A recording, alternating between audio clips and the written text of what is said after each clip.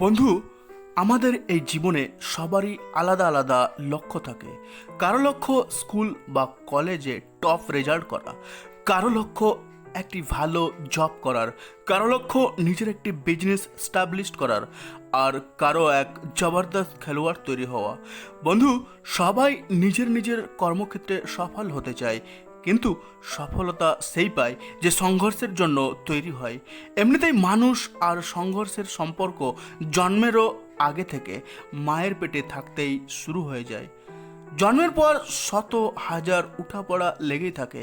পায়ের দ্বারা হাঁটতে শেখার জন্য সংঘর্ষ, প্রথমবার দু চাকার সাইকেল চালাতে শেখার জন্য যে ব্যালেন্স করতে হয় তার জন্য সংঘর্ষ, নিজের ক্লাসে ভালো রেজাল্ট করার জন্য সংঘর্ষ, স্কুলের পর কলেজে অথবা চাকরি, বিজনেস বা স্পোর্টসে যে কোনো ফিল্ডে নিজেকে প্রতিষ্ঠিত করার জন্য সংঘর্ষ।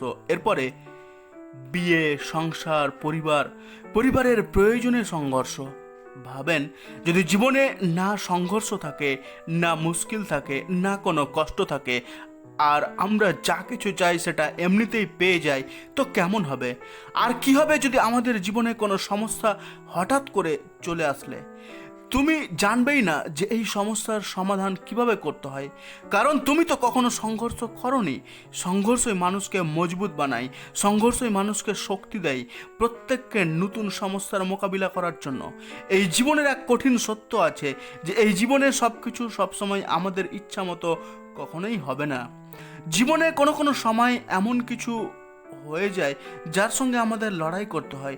জীবনে সর্বদা এক সংঘর্ষ আছে। Life is a struggle. যতক্ষণ এই জীবন থাকবে সংঘর্ষও থাকবে।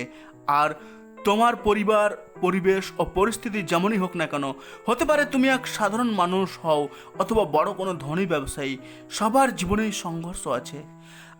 আগেকার দিনেও রাজ পরিবারে জন্ম নেওয়ার পর রাজকুমারকে যুদ্ধের সমস্ত কলা কৌশলে সর্বশ্রেষ্ঠ হওয়ার জন্য জীবনভর কঠোর পরিশ্রম আর সংঘর্ষ করতে হতো নিজেকেই, যার ফলে সে নিজের পিতার রাজদরবার সামলাতে পারে।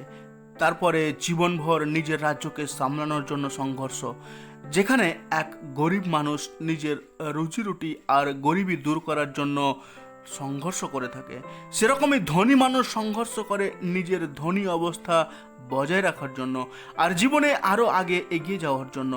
আর বেঁচে থাকার এই সংঘর্ষ কেবল মানুষের উপরে নয়, এই ব্রহ্মাণ্ডের প্রত্যেক প্রাণীর উপরেই বর্তায়।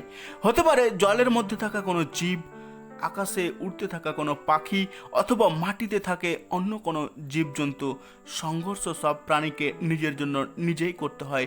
যেখানে সিংহকে বেঁচে থাকার জন্য প্রতিদিন শিকারের প্রতি দ্রুত দৌড়াতে হয়, শিকারের গলা ধরার জন্য সংঘর্ষ করতে হয়, সেরকম শিকারকে ও সিংহের চেয়ে আরও দ্রুত দৌড়িয়ে নিজের জীবন বাঁচাতে হয়। এটাও এক প্রকার সংঘর্ষ।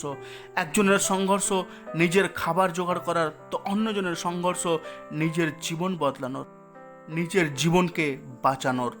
ঠিক সেরকমই প্রত্যেক মানুষকেও নিজের নিজের লক্ষ্য পূরণ করার জন্য রোজ সংঘর্ষ করতে হয়।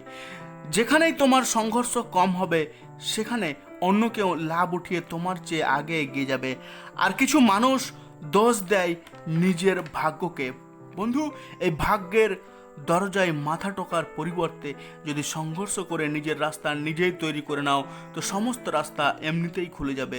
এরকমই প্রমাণ করে দেখিয়েছেন অরুণিমা সিনহা, যার এক পা কেটে গিয়েছিল আর অন্য পায়ে রড ভরা ছিল।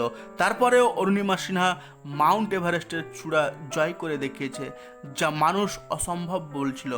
এর জন্য সংঘর্ষ তাকে নিজেকেই করতে হয়েছে, প্রত্যেক দিন সবসময় কষ্ট সহ্য করতে হয়েছে, আর মাসের পর মাস কঠোর প্র্যাকটিসের দ্বারা সে কষ্ট সহ্য করতে শিখে নিয়েছিল। তারপরে এই অসম্ভব কাজকে সে সম্ভব করে দেখিয়েছে। বন্ধু, অনেকেই হার মেনে নেয় যেখানে সে সফলতার অনেক কাছাকাছি পৌঁছে যাওয়ার পরও।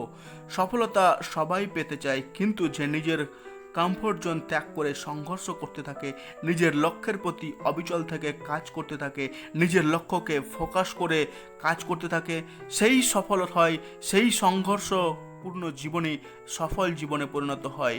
Thanks for watching.